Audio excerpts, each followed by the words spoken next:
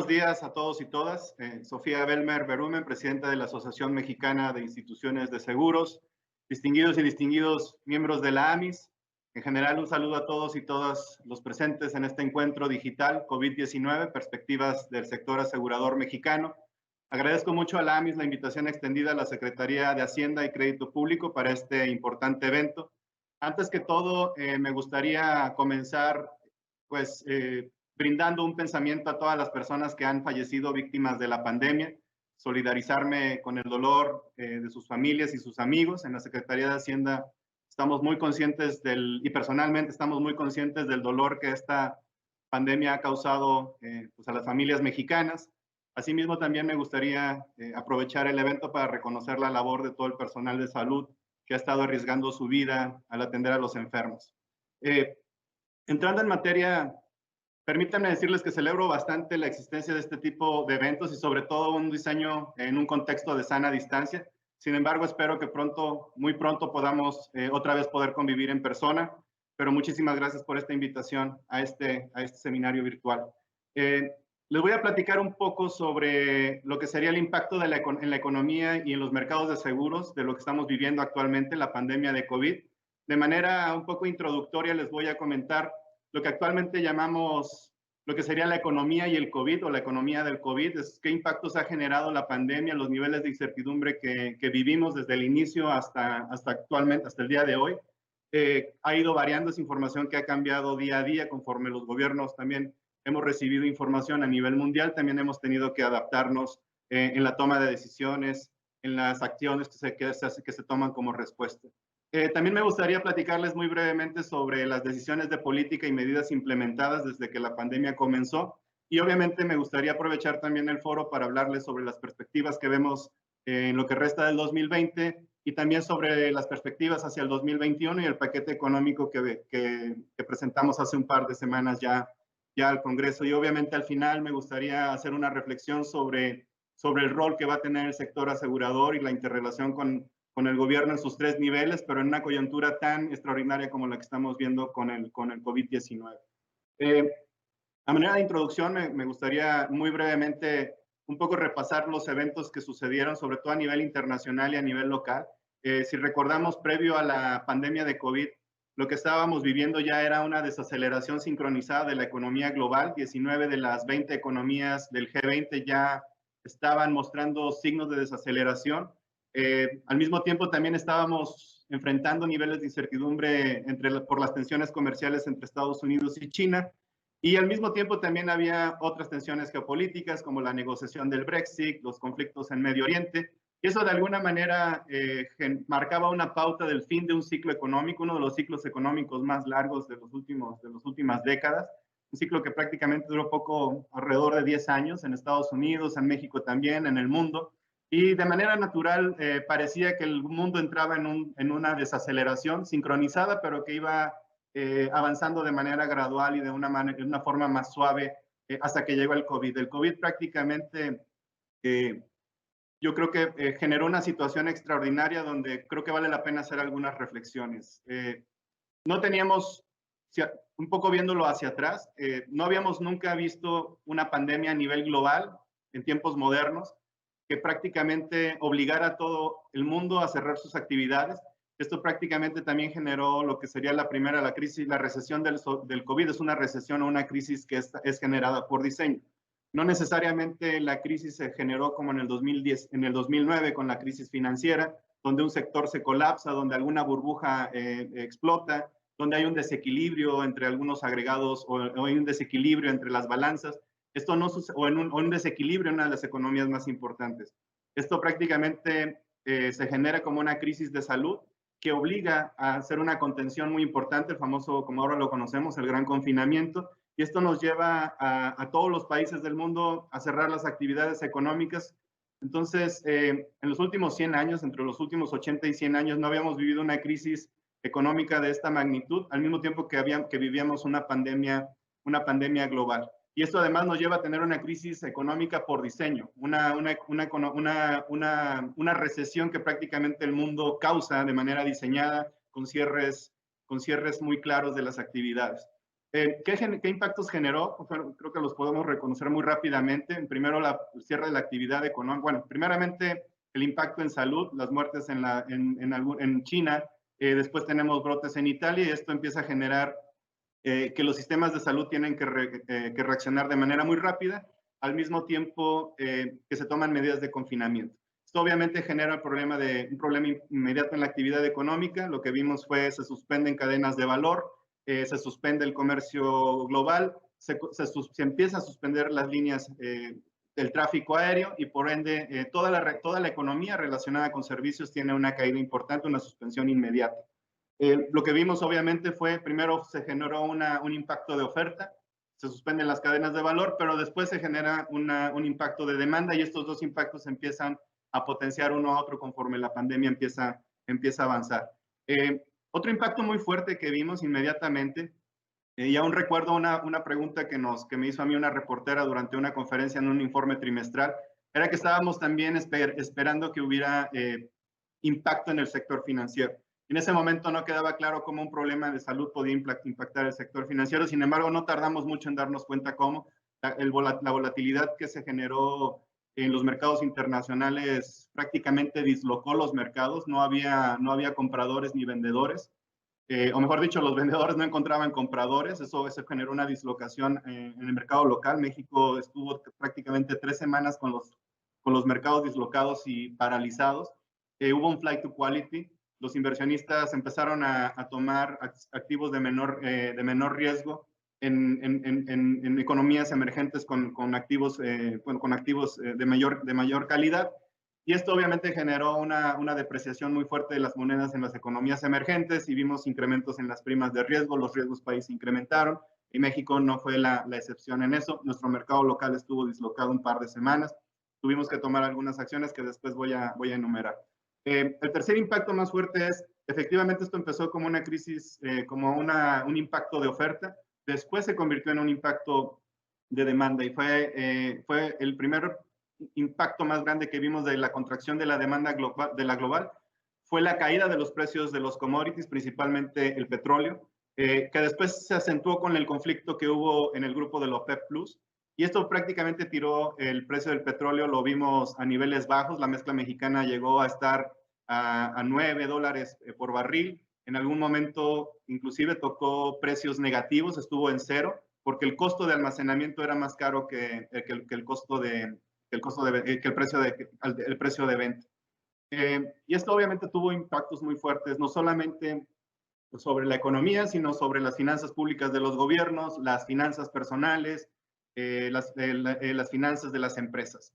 Y ahí es donde empezamos a tratar de identificar cuáles eran las medidas correctas que se tenían que implementar ante una crisis que nunca se había visto, ante una pandemia de la cual no teníamos lecciones aprendidas y sobre todo qué medidas contracíclicas se podrían tomar cuando teníamos una restricción por el consumo y quedaba claro que cualquier impacto, que cualquier incentivo cualquier incentivo que tratara de manera contracíclica incentivar el consumo, en un momento en donde nadie podía consumir, prácticamente iba a ser muy limitado. En este contexto, me permitiría comentar algunas medidas implementadas por el gobierno. Por ejemplo, lo primero que se dio fue obviamente priorizar la salud y el bienestar de la población, particularmente grupos vulnerables, adultos mayores, madres solteras. Al mismo tiempo también quisimos equilibrar los objetivos de corto plazo con los objetivos de mediano y largo plazo. ¿A qué me refiero por objetivos de corto plazo? Pues teníamos que redistribuir los recursos públicos para atender la pandemia y proteger a los grupos vulnerables, pero al mismo tiempo no podíamos sacrificar la inversión social o en infraestructura y de manera muy rápida porque tenemos brechas muy grandes de desarrollo en nuestro país. Hemos sido muy vocales desde el inicio de la transición, que tenemos mucha disparidad, mucha inequidad, no solamente entre individuos, sino también entre regiones, y dentro de las mismas regiones hay regiones con un mayor desarrollo y otras con un menor desarrollo.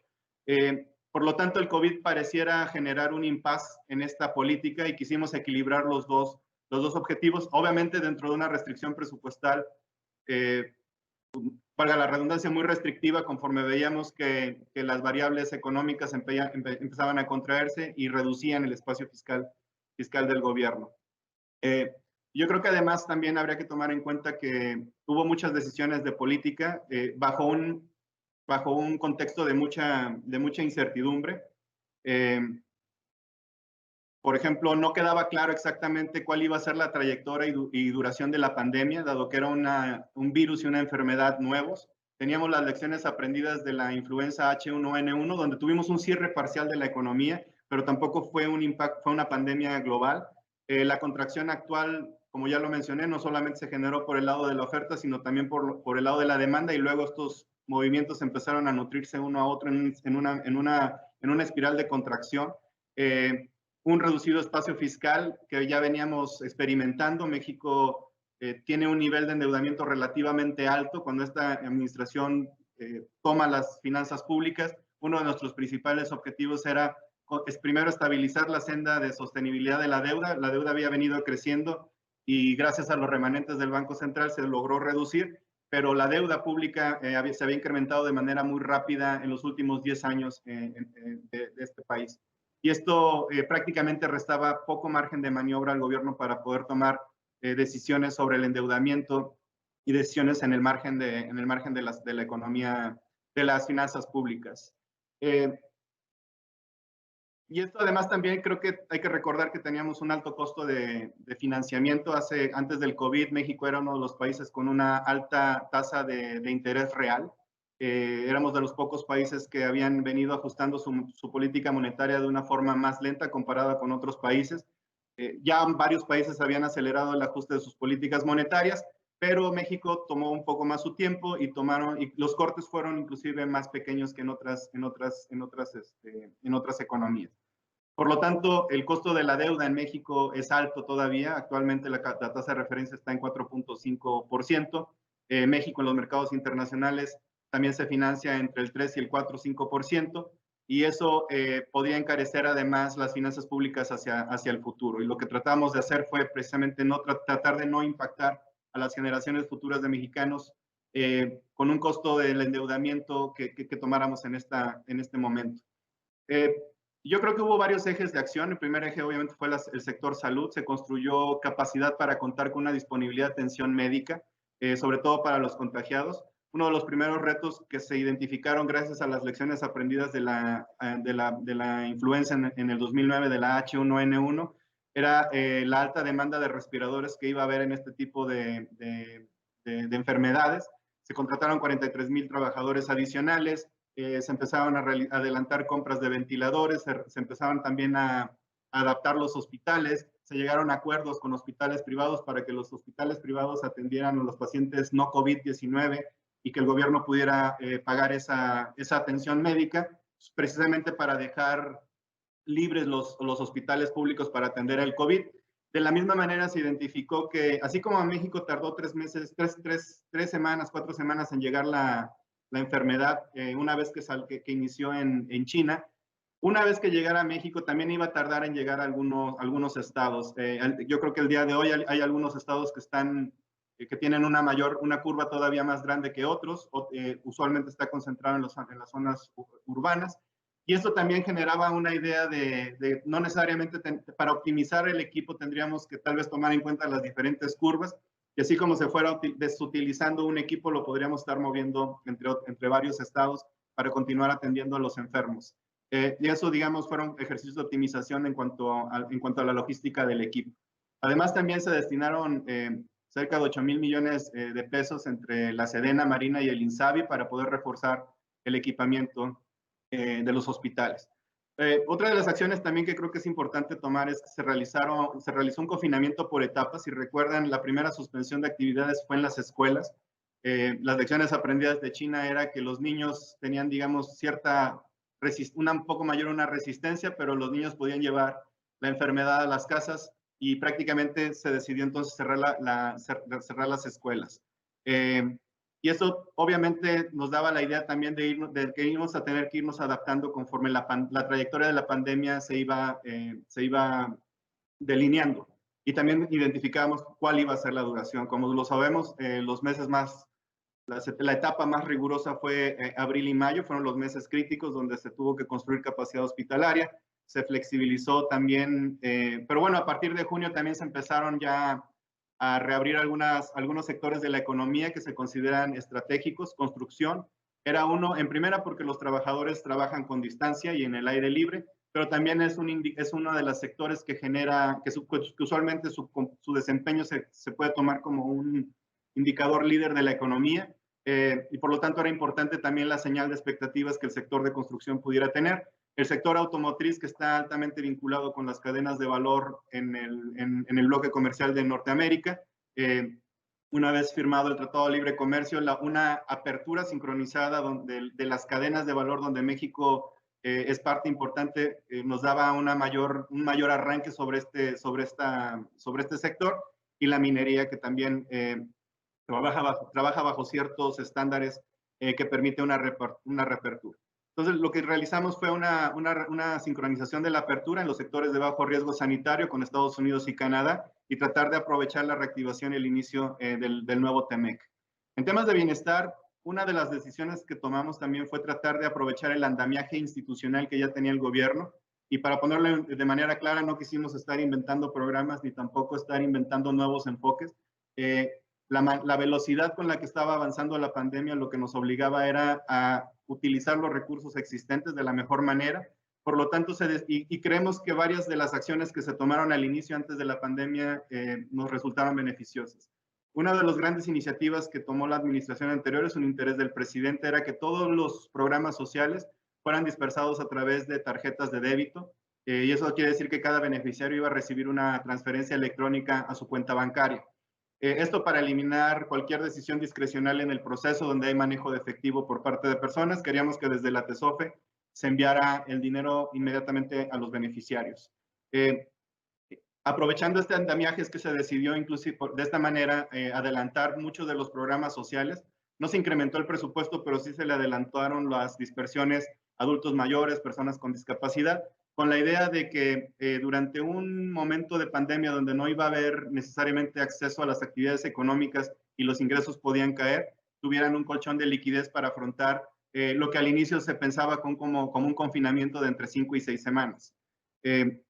La segunda fue apoyar con microempresas, pequeñas empresas de autoempleo, prácticamente con créditos de 25,000 pesos. Esto también era para tratar de mantenerle, no para tratar de solventar el flujo de la microempresa, sino más bien para que los dueños que dependían de esa pequeña unidad de autoempleo pudieran también transitar sobre un confinamiento de 5 a 6 semanas.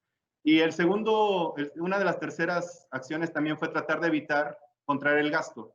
En la medida en la que se contraía la actividad económica, como los mencioné, el consumo cada vez era más limitado. Contraer el consumo del gobierno iba a impactar de manera importante también a la economía, y tratamos de evitar a toda costa tener una medida contracíclica por el lado de gasto, que habría implicado reducir el gasto, pero también evitar una medida procíclica por el lado del gasto y una medida procíclica por el lado del ingreso, que nos habría llevado a incrementar los ingresos. Los impuestos.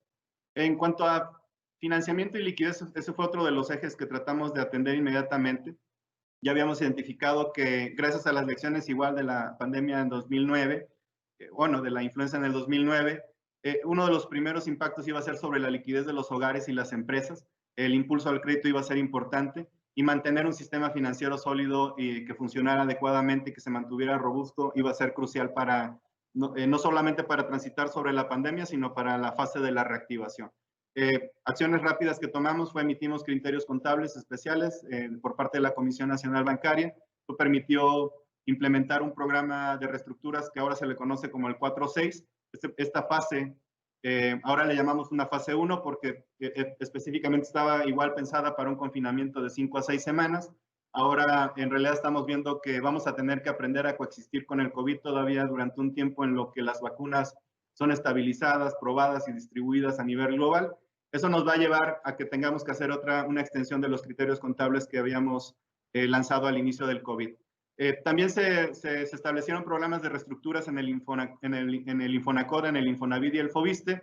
Se beneficiaron a cerca de 2.5 millones de trabajadores. La banca de desarrollo había otorgado financiamiento al sector privado por 697,000 millones de pesos.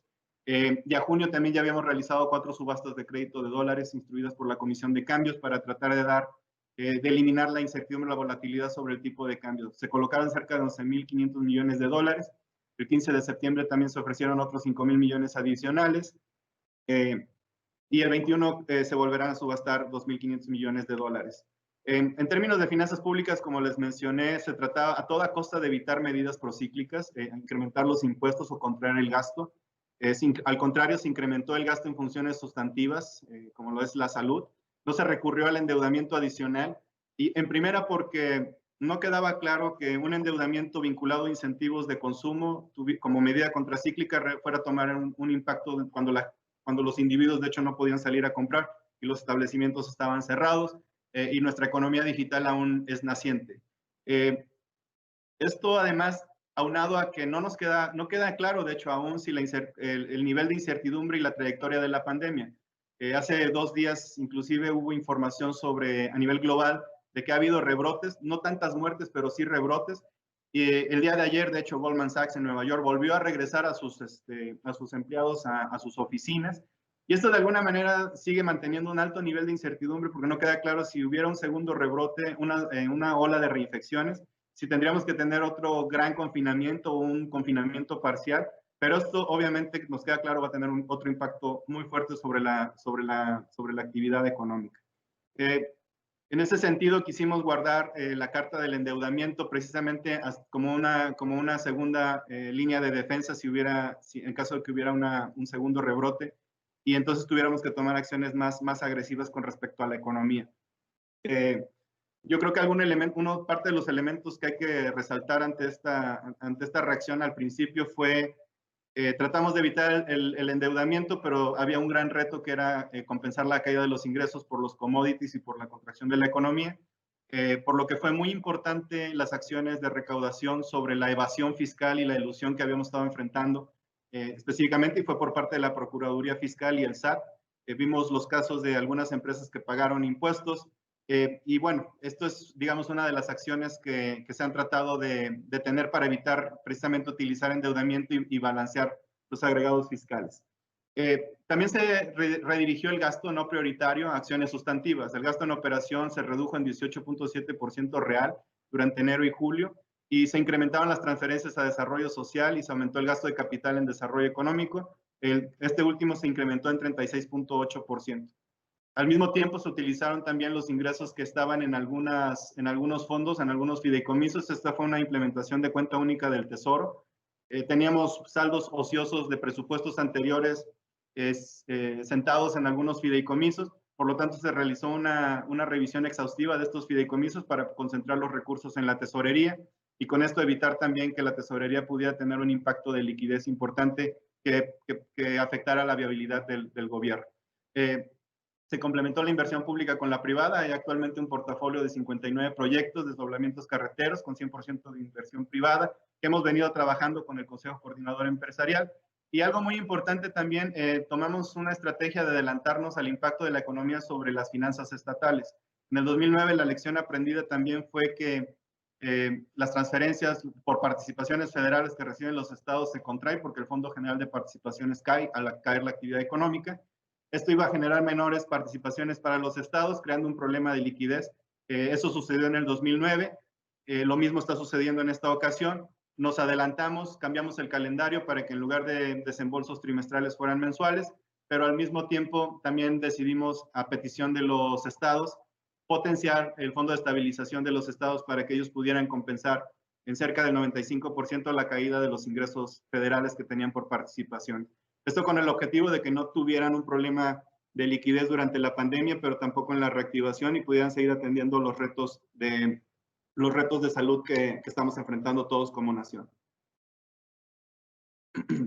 Si me permiten ahora, me gustaría hablar sobre las perspectivas económicas que vemos para el 2020, para el cierre y también para el paquete económico 2021.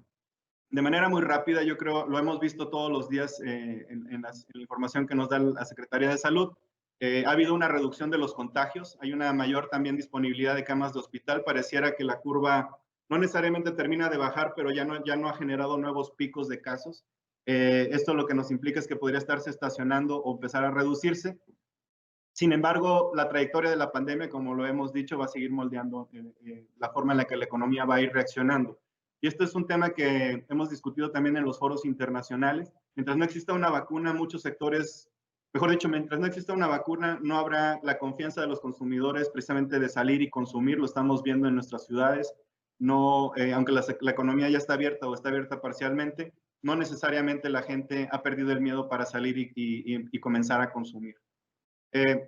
Dado lo anterior, la perspectiva económica que estamos viendo para el 2021 continúa siendo retadora y en este sentido tenemos que definir un paquete económico que fuera equilibrado, que fuera responsable, prudente, pero también que fuera sensible a los retos que vamos a estar viendo en el siguiente año. Entonces déjenme darles también algunos temas relevantes del paquete económico que mandamos. Derivado de que tenemos una ocupación media en el sistema hospitalario, lo que hemos decidido también ya es que la inversión que se hizo en este momento en el sector salud se mantenga para el siguiente año, no solamente para atender la pandemia, sino que también era un sector que ya enfrentaba retos importantes antes de la pandemia y esto de alguna manera nos obligó a hacer una inversión más agresiva en el sector.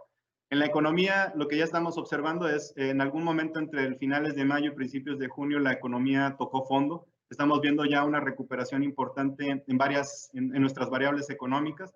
No voy a entrar exactamente en detalles numéricos para no aburrirlos, pero ya estamos viendo que las exportaciones no petroleras se están incrementando, han aumentado de manera considerable, sobre todo en los últimos meses. La producción manufacturera también ya está aumentando, sobre todo en junio y julio.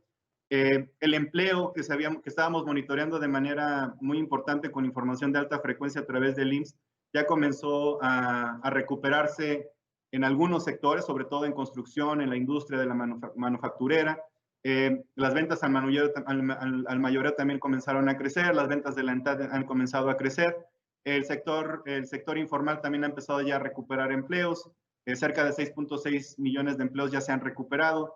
En el sector formal ya se han recuperado cerca de 1.4 millones de empleos. Todavía no llegamos a los mismos niveles de prepandemia, pero las variables empiezan ya a subir. La inversión fija bruta también ha empezado a subirse. La producción industrial, hemos ya observado un gasto de tarjetas más intenso. Hay una recuperación de cerca del 82% a los niveles prepandémicos. La demanda de electricidad también ya se recuperó en 86% a los niveles prepandémicos. Las ventas de combustibles también ya se están recuperando, están actualmente a un nivel de 55% a niveles prepandémicos. Y esto ya nos da una idea de que la economía ya está tomando una senda de recuperación. Pero hay algo muy importante que me gustaría resaltar. Diferente a otras crisis o diferente a otros eventos donde recibimos choques externos que impactaron la economía, en esta ocasión no tenemos burbujas, no tenemos desequilibrios fiscales, no tenemos un tipo de cambio rígido. Y a lo que voy es la crisis del coronavirus, la recesión del coronavirus, no está generada por desequilibrios macroeconómicos ni desequilibrios fiscales. Es una crisis generada por diseño y eso lo que nos va a llevar es que los factores de la economía, los factores de producción de la economía están ahí. El empleo está ahí, las personas desafortunadamente están desempleadas, pero están listas para regresar a trabajar. Y de igual manera el capital de trabajo, por ejemplo, podemos pensar en la industria aeronáutica. Si bien las empresas están actualmente sin un flujo de vuelos importantes que ha afectado precisamente su flujo de efectivo, todas están actualmente en una reestructura ordenada la mayoría están a través de del capítulo 11 y probablemente salgan inclusive hasta un poco más reforzadas de esta crisis. Todos los factores de producción están ahí y están listos no los hemos perdido, están listos para ponerse a trabajar. Y en términos de finanzas públicas, quisimos continuar con lo que hemos definido como una conducción responsable de la política fiscal. Y esto lo que hemos hecho es tratar de mantener los agregados fiscales equilibrados de tal manera que los requerimientos financieros, la deuda, no se incremente. Obviamente tuvimos un impacto muy fuerte con el COVID porque por la depreciación el valor de la deuda externa se incrementa en términos de pesos, pero no hemos emitido más deuda que la que nos aprobó el Congreso. Algo muy importante también, para que México pudiera haber emitido más deuda, tendría que haber solicitado al Congreso, ir al Congreso por una autorización. y discutirla con ellos. Pero creo que digamos, hemos propuesto hemos propuesto variables fiscales tratando de mantener esa prudencia fiscal. Ha sido bien recibido en los mercados internacionales el presupuesto, en el sentido de que continúa siendo, si bien austero, es prudente, no genera desequilibrios y contribuye a la estabilidad macroeconómica. Hace una semana, bueno, el lunes pasado, colocamos lo que es el primer bono soberano sustentable, pero esto una vez más reafirma la confianza de los inversionistas en el país. La demanda del bono fue casi 6.4 veces el monto que colocamos. Y esto de alguna manera, también alcanzamos una de las tasas más bajas históricamente en ese mercado, en el mercado de euros fue de 1.35, la más baja fue de 1.15, pero a partir de ahí hemos tenido tasas en los plazos equivalentes más altas. El precio se ha venido apreciando, ya vemos una apreciación ya más cercana al peso a niveles de 20 pesos por dólar, más lejos del 25 que vimos a las 3 semanas que comenzó la pandemia. Y la prima de riesgo del país también se ha venido ajustando a la baja. Estamos casi igual también ya a niveles prepandemia en términos de primas de riesgo del país. La inflación subyacente se ha comenzado a presionar un poquito, pero sigue estando dentro del rango del puntual de 3 más menos 1, que es 4. Por lo tanto, en los criterios económicos que presentamos al Congreso hace un par de semanas, mejoramos algunas de las estimaciones de las variables. Cuando habíamos lanzado los precriterios como documento guía para comenzar a hacer las estimaciones fiscales, no teníamos mucha información con la que ahora contamos, por lo tanto se incorporó esta información para recalibrar las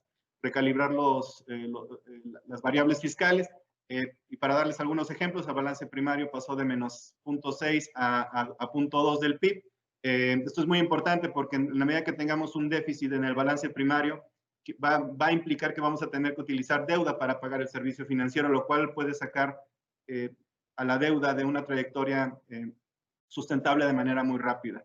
El balance presupuestario pasó de menos 3.7 a menos 2.9. Los requerimientos financieros, la deuda habíamos pensado que podía este año cerrar en menos 5.4, se redujo, va a cerrar en menos 4.7. Esto por las medidas de ajuste fiscal que hemos realizado en sectores no prioritarios y por los esfuerzos de recaudación del SAT y de la Procuraduría. Por lo tanto, estimamos que la deuda en su medida más amplia va a cerrar, al principio pensábamos que iba a cerrar alrededor del 55.4, es probable que cierre alrededor del 54.7. Y digamos, aquí me gustaría, pues tal vez cierro con esta sección, me voy muy rápido a lo que será el paquete 2021, que es lo que tratamos de priorizar. Obviamente, los 3 renglones más importantes es, primero, preservar y aumentar la salud y el gasto en salud y en bienestar de la población, pero también queríamos plantear un paquete económico que promueva la reactivación, que contribuya a ella y que también contribuya a recuperar los empleos. Por lo tanto, se incrementaron los gastos en inversión. Déjenme ver cómo voy de tiempo, creo que ya tenemos que ir cerrando. Y tratar de mantener las finanzas sanas. Si quieren, los datos del paquete económico los pueden ustedes, obviamente los pueden acceder ahí en la información que les hemos dado. Me gustaría tal vez pasar ya al rol que vemos del sector asegurador en la economía y sobre todo en el cierre de este año y el siguiente año. A mí me gustaría hacer una reflexión. El día de ayer, de hecho, yo participé en una discusión con los países del G20 donde estuvo los ministerios de salud y los ministerios de finanzas o de hacienda. Y precisamente era para ver cómo podíamos enfrentar nuevas pandemias, qué riesgos estaban asociados a ellas. Esto nos lleva a que tenemos que estar diseñando estrategias para mitigar riesgos de manera importante a nivel país, a nivel global y también a nivel de muchos estados subnacionales. México continúa siendo un país donde la educación financiera es baja. Hay retos muy importantes de penetración en los productos de aseguramiento en México. El gobierno ha venido implementando, digamos, medidas para poder generar una mayor dispersión de estos productos, un crecimiento del sector asegurador. Y creo que la pandemia del COVID nos hace reflexionar a todos, gobierno, sector privado, el gremio asegurador, pero también nos debería hacer reflexionar a las familias mexicanas, a los individuos sobre el rol del aseguramiento en situaciones como las que estamos viviendo. No todo, y lo vemos este año, no todo puede ser atendido desde el presupuesto público. El aseguramiento es una de las herramientas más importantes ante eventos que no se están previendo. Es una gran discusión que estamos viendo a nivel global, como lo acabo de mencionar en el G20. De manera individual, también es importante que tengamos digamos, acciones para protegernos ante este tipo de eventos. Yo celebro bastante que el AMIS haya tenido la iniciativa de modificar el aseguramiento para ampliar la cobertura a los trabajadores de salud. Y creo que esta acción va muy en línea con la solidaridad que tenemos los mexicanos, las mexicanas y los mexicanos, la ciudadanía en este tipo de eventos, pero es importante tener una política diseñada para mitigar riesgos. Yo creo que la pandemia nos va a llevar a una agenda muy intensa en este sentido. Digamos, un poco el razonamiento que se escuchaba ayer en el G20 es: el coronavirus no es una enfermedad que va a ser tal vez letal, aunque ha habido muertes desafortunadas, un gran número de personas se han perdido y esas pérdidas obviamente a todos nos duelen, pero al mismo tiempo es posible que haya una pandemia que pueda ser más agresiva. Eso implica que vamos a tener diferentes tipos de riesgos, diferentes tipos de eventos, y las estrategias de reaseguramiento, las estrategias de prevención, de reservas de efectivo para poder enfrentar eventos, y qué es lo que sí podemos poner en el presupuesto, cuando menos desde el punto de vista del gobierno, va a ser muy importante que sea redefinido, que sea repensado y que sea además una estrategia consensuada con el sector. Al mismo tiempo, yo creo que las políticas de educación financiera, de inclusión financiera, van a ser muy importantes. Creo que tenemos que acelerar el paso en este sentido, para poder precisamente hacer llegar estas estrategias de manera individual a la ciudadanía mexicana. Y no solamente a los mexicanos, obviamente también en el mundo, y tratar de estar mejor preparados para eventos como los que estamos viendo. Sin duda tenemos un sector fuerte, un sector robusto, un sector asegurador que tiene bajos índices pues de morosidad, pero que está bien capitalizado, que es robusto y que ha proveído a la economía actualmente de protección. Y yo creo que la pandemia nos brinda, pues cada crisis tal vez trae oportunidades también, y esta es la oportunidad para que juntos definamos hacia dónde queremos que el sector asegurador mexicano camine. Y yo aquí cerraría mi intervención. Creo que ya me tomé más de los 30 minutos que me asignaron, pero les agradezco bastante la invitación, y les deseo que sigan continuando con un debate productivo durante lo que resta de lo que resta de las discusiones virtuales. Muchísimas gracias, y una vez más agradecer a la MIS por la invitación.